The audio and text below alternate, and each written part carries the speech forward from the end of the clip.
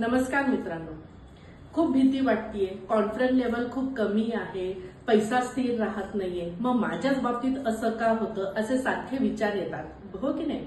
मग म्हणजे काय होतंय की तुमचं मूलाधार चक्र ऍक्टिव्ह नाही. आता तो कसा ऍक्टिव्ह करायचा? तर खूप छोटे छोटे उपाय आहेत, ते तुम्ही केल्याने तुमचं मूलाधार चक्र ऍक्टिव्ह होणार आहे. पहिली गोष्ट म्हणजे मूलाधार चक्र हा लाल कलरचा आहे. लाल कलरचा म्हणजे गणपतीचा. तुम्ही रोज गणपतीची साधना सुरू करा मित्रांनो, जप करा, गणपतीचं स्तोत्र म्हणा किंवा गणपतीला रोज जाऊन एक लाल फुल जास्वंदाचं व्हा, तरी तुमचं मूलाधार चक्र ऍक्टिव्ह होणार आहे.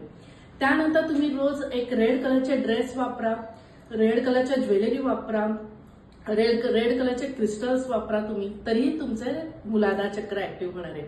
आहारामध्ये तुमच्या बीट किंवा लाल माठ्याची भाजी खायला सुरुवात करा, तेव्हा सुद्धा तुमचं मूलाधार चक्र ऍक्टिव्ह होणार आहे.